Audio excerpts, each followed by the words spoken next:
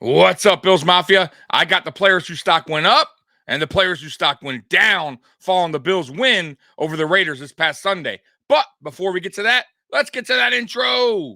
This is PZ Music.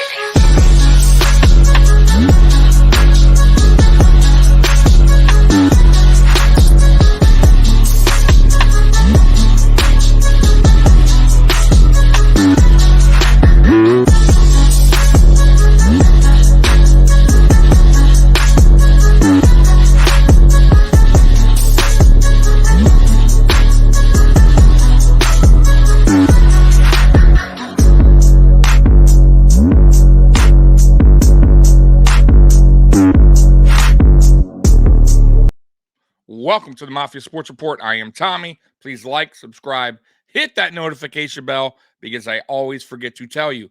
Well, Bills Mafia, I got the players whose stock went up and whose stock went down following the Bills' win over the Las Vegas Raiders this past Sunday in Buffalo.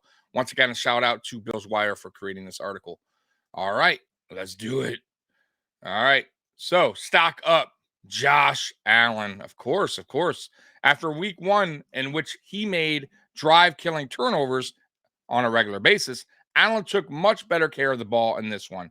To be fair, Allen would have thrown at least one interception if it wasn't for a call that went against the Raiders. But even with that, it was a bobbled pass that resulted in the pick and not Allen just throwing the ball to the other team, which I agree. Listen, Allen played so much better in this game. But you got to also credit Ken Dorsey for the game plan. I thought Ken Dorsey called a very safe but effective game plan, and it benefited this team. It got us on the right track. Most importantly, it got Josh Allen on the right track. Got his confidence back up. Not that he probably ever lost it, but after that shitty performance week one, he needed this. Okay. And the whole team really needed this, but especially Josh Allen. And I thought the play calling was brilliant as far as just being safe and effective, getting the running backs involved. And really what that did was help Josh Allen throughout the game. Really controlled the clock. It helped with play action more. And he also got the ball out quickly. He took what the defense was giving him. It was a very safe game plan, which I was all good for. Now, obviously, you can't, they're not going to continue this safe game plan versus every team. There's going to be games where, Ken Dorsey's going to need to dial it up, right? He's going to have to be, a little bit more creative in his game calling. But, that game against the Raiders, that's the kind of game where you can play it like that, safe and effective. And by the way, I'm not saying you can't play safe and effective every game, but there's going to be games where Josh is going to have to take chances. He's going to have to, throw the ball more down the field. He's going to have to probably run a little bit more than he did last week or, a few days ago. But this was a perfect game, perfect opponent to get back on track. And I absolutely love that Josh Allen took what the defense was giving him, and he didn't do any unnecessary things to turn the ball over. So that was good. And also, too, by the way, his running, when he did choose to run, he didn't, for the most part, I think he did one hurdle. Other than that, he was good. He was safe with the ball. All right, next up, stock up, James Cook. Hell yeah. Cook started this game slowly as it took some time for the Bills offense to get going. After some time, Cook found cracks in Las Vegas defense, and he developed a rhythm as a result.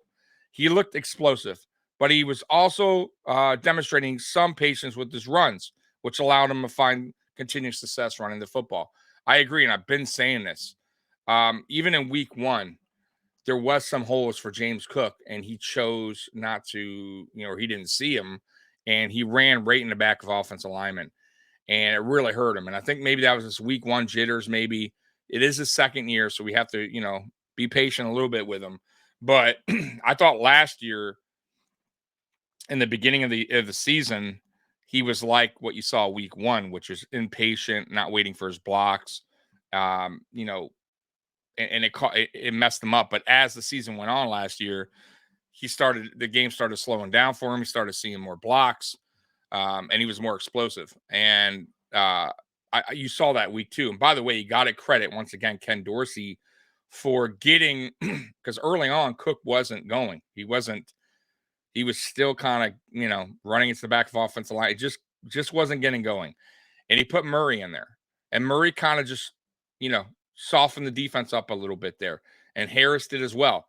And I hope that's a recipe that Ken Dorsey uses moving forward, because I really like that. You get your bruisers in there, soften up the defense a little bit, and have Cook really explode later in the game.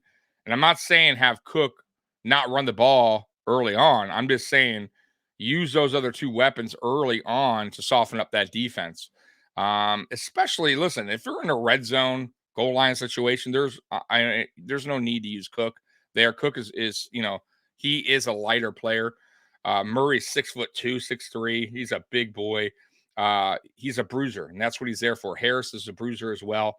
There's no reason to have Cook in the red zone or goal line situations, in my opinion, or short yardage situations. But no, Cook did a hell of a job, especially in that second quarter, and then on started seeing holes more, being patient more, and you saw that Raiders defense getting broken down. And it was good to see. But I think it really all started with when Murray came in and started really, hitting that hole, making those defenders pay. So I hope Ken Dorsey saw that, and he keeps that going. All right, next up, stock up wide receiver Gabe Davis. Hell yeah, Davis had a wonderful game in this one, as he consistently took advantage of the extra attention that the Raiders were paying to Stephon Diggs. While Diggs got his targets because of how good he is as a football player, Davis capitalized by using his speed and size and racked up big plays through the air. He put up 7 points on the board with a touchdown catch too. Buffalo needs this version of Davis in the postseason. Of course, yeah. But you know what, though? Gabe Davis has been pretty good in the postseason. Even last year, I thought he stepped up. He had a good game. But Gabe Davis just needs to be more consistent. But I got to say, week 1 really wasn't his fault. The one bout route that he did that led to the interception was his fault. But other than that, he just didn't get the targets. And Josh Allen, he is aware of that. And I thought they corrected that in week 2.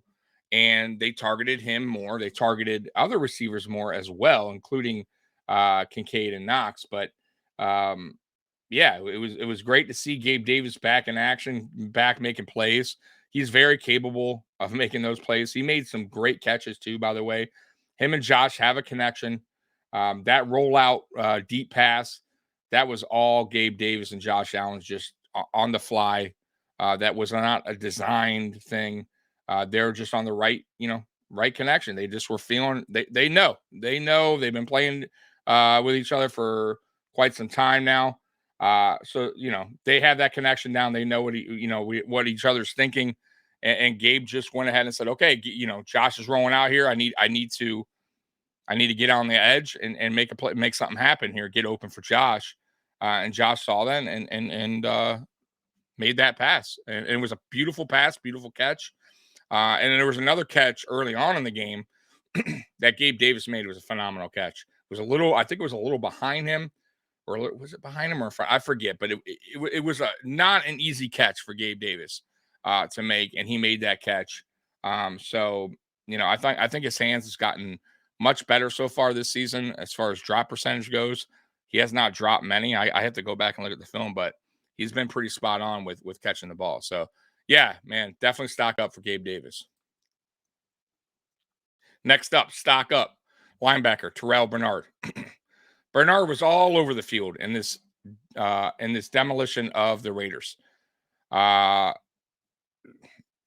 Not only was he racking up the tackles, but he was also intercepting the football. Bernard is looking to be part of a good linebacking core for the Bills. Listen, it was definitely a bounce back game for Bernard. I think his first game, he was had the butterflies. First start in the NFL, so I wasn't going to kill him last week. for that performance against the Jets. Though it wasn't terrible, it just wasn't good. Now this week, yeah, that's what I want to see moving forward from Terrell Bernard. He looked confident out there. He's making tackles, made the interception. So if he continues this trend, then yeah, he will remain the middle linebacker for the Buffalo Bills.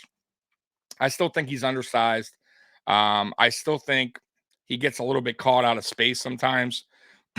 and but other than that, he played a really good game, made some good tackles. And listen, I kept saying Kirksey more than likely will probably be your middle linebacker week 3, week 4. But listen, if he continues to do what he's doing, Bernard, like from this point forward, he will remain a middle linebacker. And I still think Kirksey gets called up to the 53 because I'm scared as hell if Dotson has to come in and let's say Bernard gets hurt. I just do not want to see Dotson on the field. Kirksey is your option there if something happens to Bernard. I'm good with that. So I think right now what they're doing with Kirksey, he's just learning the playbook on the practice squad, and he'll get called up before you know it. But yeah, good for Bernard. It's good to see him step up.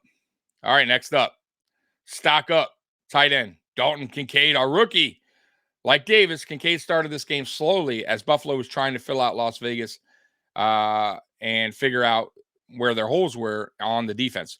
After that, Kincaid started to pick up his play, especially when Allen was looking for somebody to throw to in the face of pressure. Yeah, man. Listen, Dalton Kincaid, he is everything we thought he would be. As he gets going, as the season goes along, he will get better and better. Josh will get more confidence in him, meaning to throw him the ball. Because I think right now it is Josh takes a while to feel, to build that. He needs to build that chemistry with the player. And right now, probably he's just trying to build it right now with Dalton Kincaid, and he has to feel comfortable throwing the ball. And you could kind of slowly see that happening. He's already building that. Now I know he was building that in training camp, but training camp and week 1, week 2 of their regular season is two different things, right? Live action, live bullets is a little bit different. And I think as the weeks go on, they will build more and more chemistry together, and Josh will feel more comfortable throwing him the ball. But you could kind of see that in week 1, week 2, the difference there. So he's already starting to trust in Dalton Kincaid. And believe me when I tell you, Dalton Kincaid, by the middle of the year, you're going to see bigger and better numbers from Dalton Kincaid as the season goes on. That's how I see Dalton Kincaid this season. So, all right, next up, stock down. Wide receiver Deontay Hardy. While Hardy was not expected to be a major part of the passing game, he should be more impactful than he has been thus far. Granted, players like Davis, Diggs, and Kincaid took care of much of the receiving game, but Hardy is a player who has the speed to break the game open. It may just not be his time yet. So here's my thing on Hardy, man. What they're doing with the little bubble screens, the quick pass out to the side there, it's not working. Defenses are reading that, and they got to stop that. If I'm the Buffalo Bills, I am putting Hardy in the slot from time to time. Now, I know you're going to say, oh, that takes from Dalton Kincaid. I'm not saying all the time. I'm saying you could put him in there on a snap, on snap counts, right? Just depends on how many snap counts he gets. But I would like to see him line up from time to time in a slot, put him in different positions. Why not do a pop pass to him here and there? You got to figure more out with Deontay Hardy. He is a weapon. He has explosive speed. He's one of the fastest players in the NFL. And that little screen bubble pass you're doing is this, like I said, it's not working. Defenses see him in the back, motioning out real quick to the side. They know what's going to happen, and they're reading it. You got to change it up. You got to get more creative when it comes to Deontay Hardy. And I don't really think this is his fault. So the stock down, fine, I guess, but it's not really his doing. I think that's more on Ken Dorsey trying to figure out how to use him correctly. And a guy like that, like I said, with that kind of speed, you need to be more creative with. You cannot just keep doing the same play over and over. And they did it in week 1 and they started it in week 2, and the Raiders were all over it because they knew. They probably watched the film from week 1 and said, "Oh, okay, it's going to be a quick pass over here to Deontay Hardy. We know where it's going. Let's just get on it." So they got to change it up. They got it. Ken Dorsey, and that's what I'm talking about with Ken Dorsey being creative. You got to be a little bit more creative when it comes to your playmakers. And this guy, he's a speedster. So be more creative for when it comes to Deontay Hardy, or he's just a waste out there. I'll be honest with you. All right, next up. Stock up. Matt Milano, of course. Similar to week 1, Milano did a little bit of everything from his linebacker spot. He picked up his share of tackles as a player who's known for his impact in stopping his run. But with his 3rd consecutive regular season game with an interception, Milano may need to be known as a coverage linebacker as well. Milano is so underrated, so underrated. But I think now that the word's getting out on Milano, I think people are starting to talk about Matt Milano as a really good linebacker in the NFL, one of the top linebackers in the NFL, and he deserves it. He's also very underpaid, and we got a great deal when we signed him to that extension. So love Matt Milano, love what he brings. I love the juice. Man, this dude lays the hit every time. He's gonna make the offensive player feel it when he hits you. And yeah, man, I just love everything about him. And now he's being like a ball hawk, and that's great to see, man. Like that's one thing, man. Like we don't get a lot of interceptions, so it's great to see a linebacker already have 2 on his season, back-to-back games. So yeah, very, very good. I love what I've seen from Matt Milano early on. All right, next up, stock down, AJ Epenesa. AJ. With the way that Buffalo as a team shut down the Raiders offense, it's hard to pick someone from the defense side of the football as someone whose stock is going down. However, Epenesa fits the bill given the impact that he could have had on this game. Other than a pass deflection, Epenesa was not heard from much in this contest, which is understandable. I didn't think he played horrible, but I also felt like his presence wasn't really there either. He made the one tip pass. That was a great play. I think it was a 3rd down as well. So that led to a 4th down.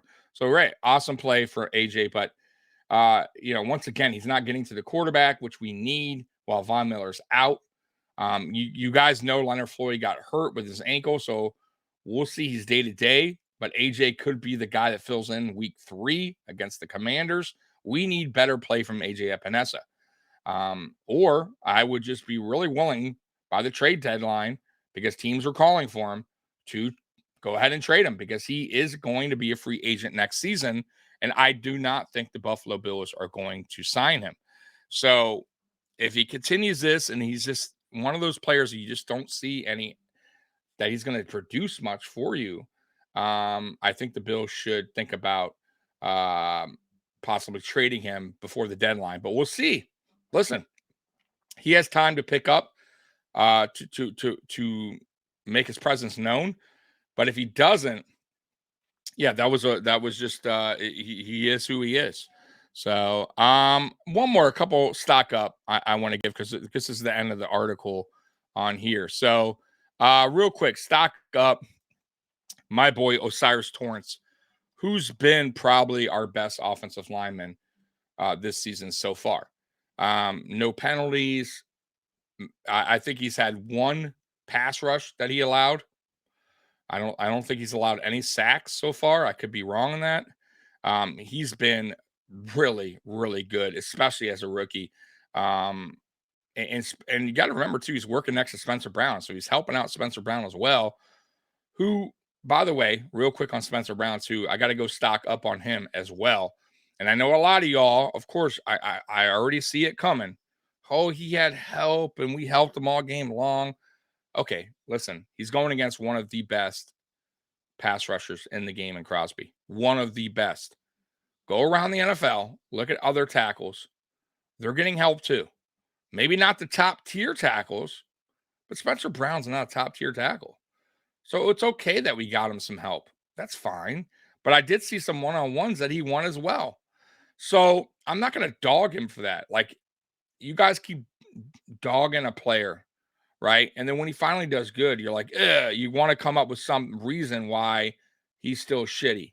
And I don't like that. Like, I've never been that way as a fan. If I'm wrong on a player, I'm going to tell you. Or if I see a player perform good, even though I don't like that player, I'm still going to be like, hey, hey, he had a great game. You know, I still may not like the guy. I still think this and this, but I can't knock him for his performance. Like, and I just feel like a lot of Bills Mafia, they get on this thing where they just don't like a guy and they're just gonna, no matter what he does, he sucks. And I don't like that.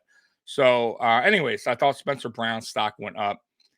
And it's also a boost of confidence, man. You don't think the Bills players in the locker room were giving that dude high fives, patting him on the back? Of course they were, man. He had one, like I said, one of the best guys in Crosby that he had to block off, and he protected Allen. No matter how you see it, if you got help or not, and like I said, boost of confidence. It's going to make this guy feel like he can go against anybody, and that's what we want. It's all we want. Now let's see consistency, of course, right? That's what we want to see, because I'm sure that's the next comment you guys are going to say.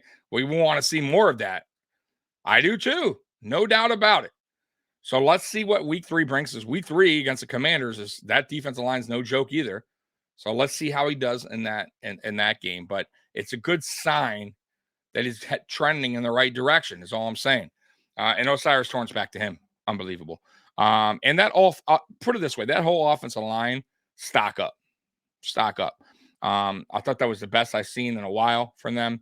They really handled their business. Now, grant you, the Raiders' defensive line's not the best, except for Crosby. But I will say they have a real test coming up week 3 against Commanders. That will show a little bit more about where this offensive line is going against a better defensive line.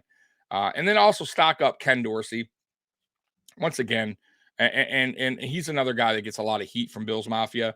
But let's give him credit, man. He called a perfect game plan. He got Josh back on track. He got the running game going. He did a lot of rights here.